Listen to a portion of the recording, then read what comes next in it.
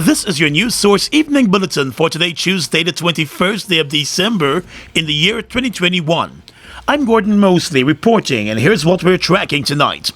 The Guyana Court of Appeal this afternoon, in a 2-1 decision, ruled that it has jurisdiction to hear whether election petition 99, which was dismissed by the Chief Justice for late service to one of the respondents, was properly dismissed. Chancellor of the Judiciary Unit Cummings and Justice Dawn Gregory ruled that the court has jurisdiction to hear the matter, while Justice Rishi Prasad ruled that the court does not have jurisdiction.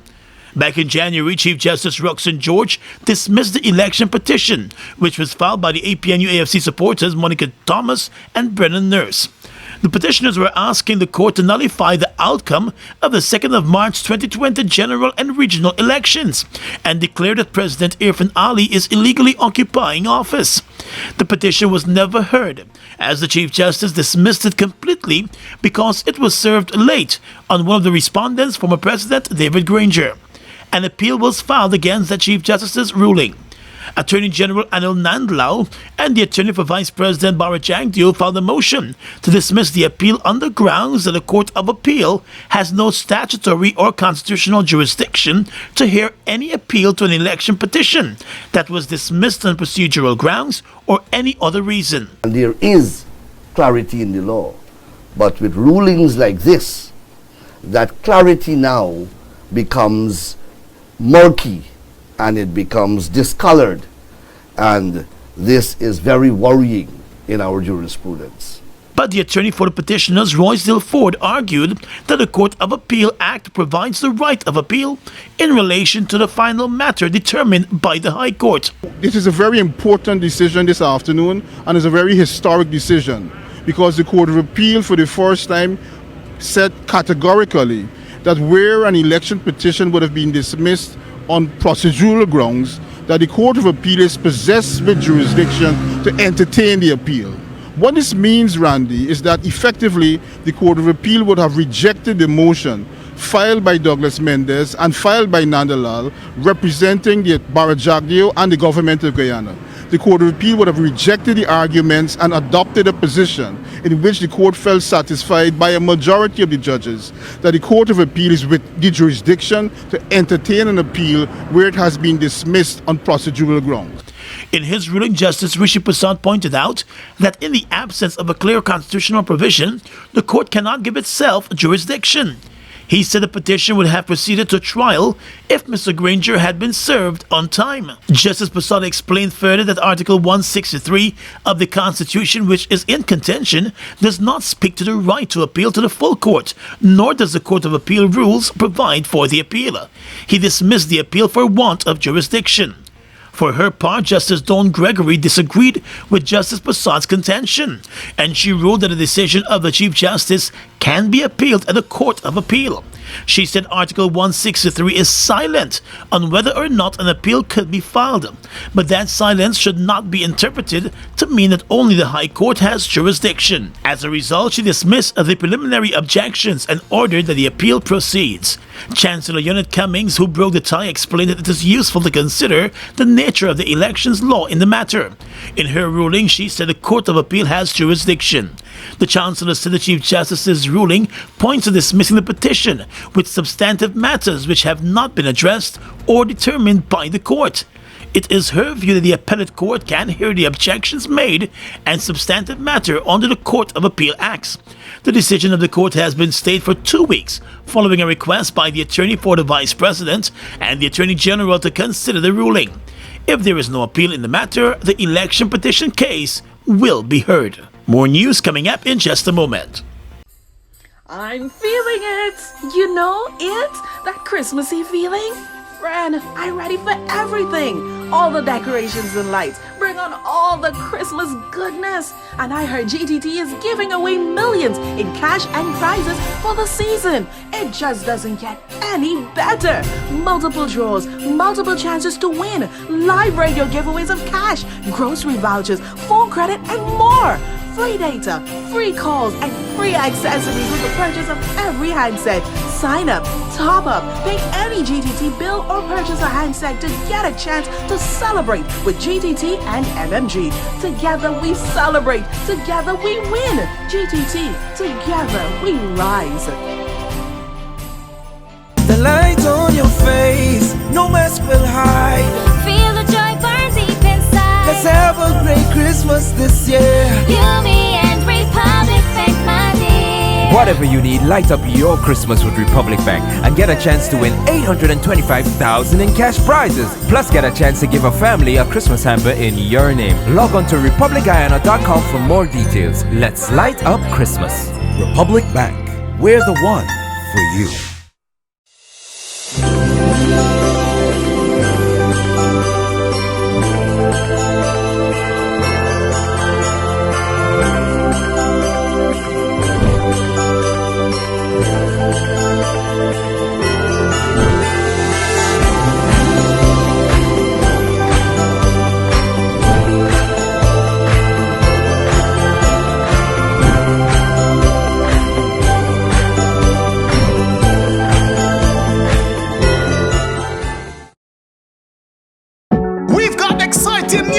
All 12-ounce yellow cab Buster are now only $100. Buster, live in Come full get color. your Buster, Buster $100. Come get your Buster, Buster $100.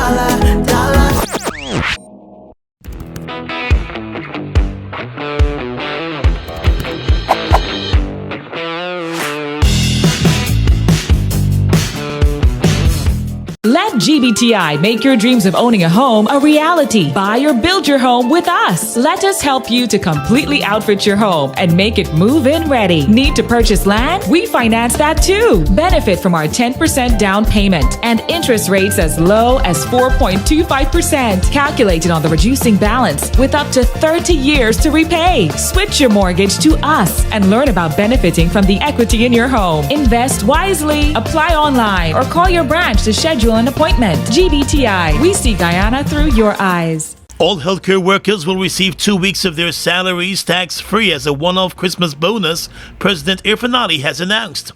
In a statement this afternoon encouraging more persons to get vaccinated and thanking the health workers for their job, the president said his government and the people of Guyana are grateful for the work that health workers have been doing in face of the COVID-19 pandemic. And in keeping with my promise and the government promise of rewarding you for the work that you've been doing, I am pleased today to say that the government has taken a decision to grant an across-the-board tax-free 2 weeks bonus salary to every single healthcare workers, not just doctors or nurses or frontline workers, so every single healthcare workers. We have taken the decision. It's a lot of resources that will be required, but we are making that investment in you, and we ask you to do of your best, continue to do of your best in support of the citizens of this country, your Guyanese brothers and sisters, and most of all, in keeping with your oath of duty. A few weeks ago, while announcing a 7% retroactive salary increase for all public servants, the president announced that an additional $400 million was being set aside for healthcare workers. The president said the government will continue to provide the healthcare workers with the needed resources for them to do their jobs. Former leader of the People's National Congress Reform, David Granger, has extended congratulations to his elected successor, Aubrey Norton. Norton took over as leader of the PNC Reform on Monday after dominating the party's elections over the weekend, outshining his rivals Joe Harmon and Dr. Richard Van West Charles. In a statement this morning, Mr. Granger, who served as party leader for almost a decade, said he's pleased with the groundwork which was set for the smooth and safe hosting of the Congress. Granger was among several party members who had raised some concern about the Congress being held in the face of a global pandemic, and they had suggested that the event be postponed. Mr. Granger, in his statement, said he has pledged to continue contributing to the party, although he did not say in what capacity. Mr. Norton has already appointed former PNC chair Volder Lawrence and his former rival for leadership Dr. Richard Van West Charles as advisors to the PNC. Mr. Granger said he remains committed to the satisfactory conclusion of the party's reform process and remains supportive of the party's program and also adherence to the party's principles. During his final address to party delegates over the weekend as leader, Mr. Granger, who is currently in Cuba on a health visit, said members of the PNC reform need to unite among themselves and change their attitudes. He said the present decade demands their rededication to the people's development and should not be allowed to become another period of personal rivalry. The new leader, Aubrey Norton, was moved to tears yesterday as he took the oath of office and shared his experience in the political arena and in the PNC. He has promised to return the party to the grassroots. Well, the World Health Organization has announced that the Omicron COVID-19 variant is spreading faster than the Delta variant, and it's causing infections in people already vaccinated against COVID-19, or even those who have recovered from the virus. Vaccinated persons, once they contract the virus, will have a milder form of it, while those unvaccinated persons could be severely affected. Owing to the latest WHO warning, the Minister of Health, Dr. Frank Anthony, is urging citizens still to make up their minds about becoming vaccinated to get vaccinated soon. In the light of Omicron, the looming threat of Omicron, which is now in about 89 countries, we have to take precautions and get ourselves protected, and therefore we are encouraging everyone who is eligible for that booster dose to come and make sure they get their booster dose. Guyana saw an increase in COVID-19 cases and deaths when the Delta variant landed here a few months ago. While experts are still to understand the behavior of the various variants, they continue to advise that tough measures be put in place since it was already established that a new variant is more transmissible. If you get infected, this is going to help you to protect yourself. More than likely you will get a milder form of the infection, and at least you wouldn't be hospitalized and die from COVID, which is very important. So I want to encourage people to get their vaccine, whether it's first, second, or booster doses. And please go out and do that as quickly as possible. There is still a gap in the number of persons who took the first dose of one of the COVID-19 vaccines and those who returned for their second dose shots. Almost 80% of Guyana's adult population has received a first dose of one of the vaccines, while just over 55% is fully vaccinated. The Chief Education Officer has dispatched a letter to the Vice Chancellor of the University of Guyana requesting that the university adjust its timetables so that teachers who are attending the university will not need time off from work to attend their university classes. In a memorandum to the Vice Chancellor seen by News Source, Chief Education Officer Marcel Hudson explained that with the government moving to fully reopen schools after almost 2 years, the ministry wants teachers to be physically present in school for regular teaching hours. Hudson said the university's timetable in its current state will clash with the time that teachers are required to be in school conducting classes. The Chief Education Officer said the Ministry of Education would therefore like the university to address the issue and provide a solution by adjusting the timetables that will allow the teachers to continue teaching in the classroom and not have their university studies disrupted. The Chief Education Officer has asked for the university to submit a report on the possible plan with details on the teachers who will be affected. News Source understands from university sources that a request by the Ministry of Education might be difficult to meet since there are teachers pursuing various university courses and the request would require a change to all of the timetables, and that in turn could affect other students who are not teachers. The Education Ministry has always allowed teachers time off from their classrooms to pursue their university studies. In the world of agriculture, Vice President Barra Jagdeo has acknowledged that it will take a long time before sugar estates in Guyana can return to any form of viability. In a video statement released by his office, Mr. Jagdeo said the government has realized that in some areas it cannot return to sugar and has to create an alternative for workers in those areas who were laid off after those estates were closed. Right now, there is a plan at Wales, as I spoke about that when I met with the laid off employees of Gaisuco, that will generate thousands of jobs, or plans for Wales development and development on the West Coast in Region 3. And we've already seen many of the people who were working in Gaisuko absorb into those activities, and there will be new opportunities there. In Enmore, the government is working on industrial estates for the East Coast and is partnering with a private sector developer to absorb persons who lost their jobs on the east coast of Demerara. In Berbice, the vice president explained that it is difficult to get certain investments there. As a result, the decision was taken to return to sugar. So, timeline for viability on sugar is linked to how quickly we can decouple sugar from other activities. And so going purely after sugar itself, it would mean a longer term return to viability. If we can merge sugar with other economic activities on these estates, which we're trying to do, then we can achieve overall viability faster. Vice President Jack Deere said the government will be examining several proposals for the sugar industry in the new year. He acknowledged too that Gaisuko has not only a financial problem, but also a production problem, noting that the Albion estate produces about 50% of the country's sugar, and recent floods have destroyed almost 80% of the cane for the next crop, which will worsen the woes in the sugar belt. For this year alone, the Guyana Sugar Corporation has received over $6 billion from the National Treasury in the efforts to keep the struggling sugar industry afloat. The Private Sector Commission today extended its congratulations to the newly elected leader of the People's National Congress Reform, Aubrey Norton, and said it is looking forward to a vibrant opposition party under his leadership. The PSC also wants to meet with the new PNC leader. Mr. Norton was elected PNC leader over the weekend, replacing David Granger, who held the position for almost 10 years.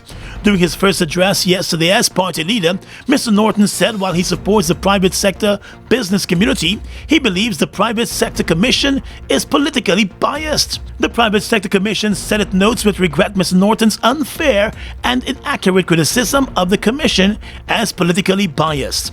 The Commission said it welcomes Mr. Norton's expression of interest in supporting the private sector and looks forward to the opportunity of inviting him to meet with the Commission. The Private Sector Commission said it remains an independent organization that addresses cross-cutting issues that affect the business community and, by extension, the people of Guyana. Norton has already said he has no problem meeting with the Private Sector Commission, but he firmly believes that as a civil society organization, the Private Sector Commission needs to be independent. Police investigators are probing the death of a 13-year-old Northwest District Region 1 boy and the hospitalization of his family members after they all consumed a homemade drink that is suspected to have been poisonous. The dead teen has been identified as Rondell Henry. His mother and father, along with his 3 siblings, remain hospitalized in a serious condition. A police report said that on Sunday afternoon, the family members started experiencing bouts of diarrhea after they all consumed a locally made liquid product. By Monday afternoon, the oldest child, Rondell Henry, became motionless and was rushed to the Mabaruma Hospital, where doctors pronounced him dead on arrival. The other family members were taken to the same hospital, where doctors admitted all of them for critical care. Environmental and health officers in the region have since visited the family's home for clues about the deadly drink, but they did not find any container or anything related to the poisonous drink. Investigations are ongoing tonight. The National COVID-19 Task Force intends to pull the plug on Christmas parties and gatherings. In a statement, the National Task Force said while it has noted the great demands by sections of the public to celebrate Christmas the traditional way, it cannot drop the guard due to the new Omicron variant. The task force said due to the current situation, the emergency measures will remain in full effect in order to protect the population from the impending Omicron variant. The task force made it clear that in keeping with the gazetted order, it is prohibited to promote or host entertainment events, to attend parties or discos. But the same gazetted order allows the full reopening of bars and casinos, while maintaining a ban on activities at creeks and beaches. The Guyana government recently made a decision not to allow government ministries and agencies to host Christmas gatherings. Instead, workers are being provided with small hampers. The private sector is also being encouraged to put a hold on all gatherings. The task force is advising persons to celebrate Christmas within their households and limit their travels. Religious observances, according to the task force, are covered under the guidelines for places of worship in the emergency measures. The task force said it will be taking a strong stance against unauthorized events, unregulated bars and street parties, and breaches of the curfew and other infringements of the COVID-19 measures. It said conditional approvals may be given for specific activities on request. Let's tell you that a suspected narcotics transporter was arrested yesterday with over 5 pounds of cocaine in his possession. The bust was made by agents of the Customs Anti-Narcotics Unit. The Drug Enforcement Unit has since indicated that the cocaine carried a street value of 13.8 million Guyana dollars. The bust took place during a canoe operation in Campbellville. The operation was being carried out when canoe agents spotted a suspect riding a bicycle and carrying a bag. The agents identified themselves to the man who attempted to escape but crashed into a car. He was immediately arrested, and the cocaine was found in the bag that he was carrying. Kanu said the cocaine packages were in the form of 2 bricks. The investigations into the bust are ongoing. The suspect is expected in court in time for the holidays. And still with Kanu, a young Linden taxi driver and 2 of his passengers were arrested yesterday with over 2 pounds of foreign marijuana in the car. The passengers have since been released. The car usually works the Linden to Georgetown route. According to a statement from Kanu, acting on information it received, its officers began conducting a surveillance exercise close to the Linden minibus park here in Georgetown yesterday afternoon, and they identified 2 persons entering the car. The taxi was followed out of town and along the East Bank Demerara corridor, eventually turning onto the Linden-Suslike Highway. The vehicle was stopped and a search unearthed a brick-like object suspected of containing narcotics concealed in the car. The car, along with the driver and the occupants, were escorted to Kanu headquarters, where the illegal drug was tested and determined to be foreign marijuana, also known as poppy. Kanu said the marijuana weighed just over 2.6 pounds and carries a street value of 1 million Guyana dollars. An investigation is being conducted. The driver remains in custody.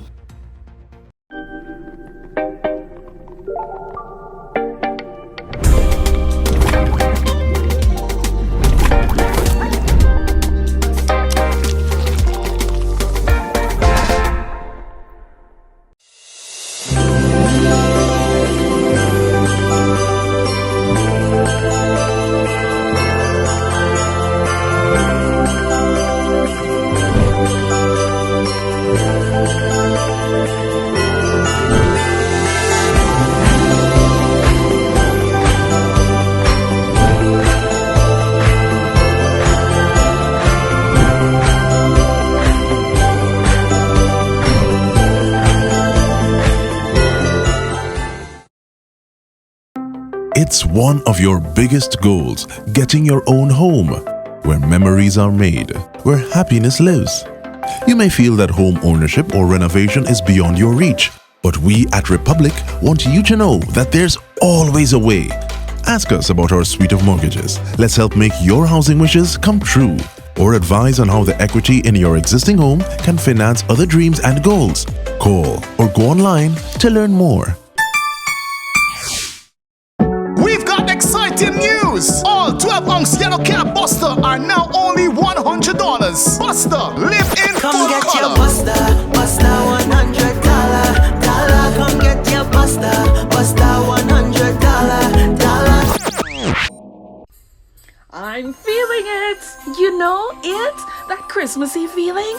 Friend, I'm ready for everything. All the decorations and lights. Bring on all the Christmas goodness. And I heard GTT is giving away millions in cash and prizes for the season. It just doesn't get any better. Multiple draws, multiple chances to win, live radio giveaways of cash, grocery vouchers, phone credit, and more.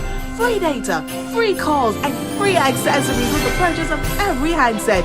sign up, top up, pay any GTT bill, or purchase a handset to get a chance to celebrate with GTT and MMG. Together we celebrate, together we win. GTT, together we rise. Fuel it up and drive, super 95. Tune up. Fuel it up and drive, super 95. Tune up. Protect your fuel system, boy. High mileage and performance, boy. Guy Oil's Super 95 gasoline gives you more reasons to drive and is available at 56 service stations nationwide. For affordable price, high performance, and high mileage, choose Guy Oil's Super 95 gasoline. Fuel it up and drive.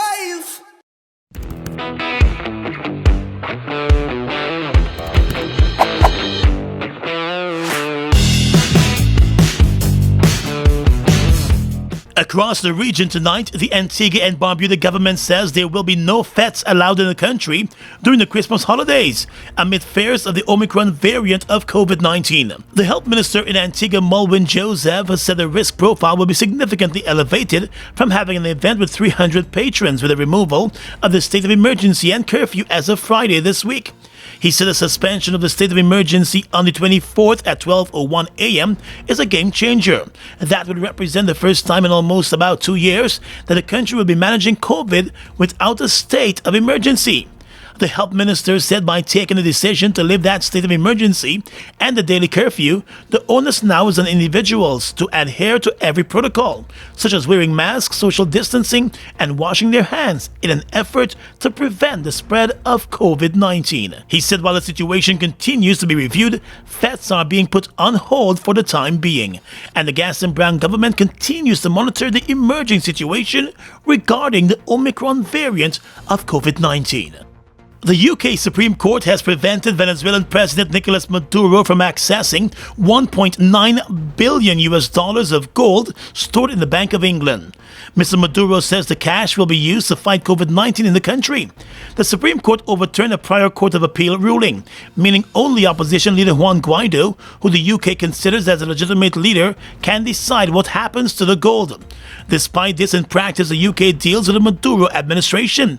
Mr. Guaido and Mr. Maduro have separately appointed two different sets of governors to Venezuela's central bank. Mr. Guaido, who is recognized by more than 50 countries as the legitimate president of Venezuela, wants the gold to stay in the Bank of England's vaults. But President Maduro has sued the Bank of England to have the funds released. Mr. Maduro was elected to a second 6-year term in May 2018 in highly controversial elections which most opposition parties boycotted. And finally tonight, international news. The U.S. government is to make 500 million rapid tests for COVID available free amid new measures to tackle the surging Omicron variant. U.S. President Joe Biden has addressed the nation, telling people to protect themselves as the holiday season gets on the way. There will be more vaccines and more support for hospitals, but no need for a lockdown, a senior official has said. The Omicron variant of COVID-19 has become the dominant strain in the U.S., accounting for nearly 3/4 of all new cases. It was first identified in Southern Africa last month, but has now spread around the globe. Although 73% of adult Americans are fully vaccinated against COVID, the administration remains concerned about those who have not had the vaccines. And that's your News Source Evening Bulletin for tonight. I'm Gordon Mosley, reporting and encouraging you to stay safe.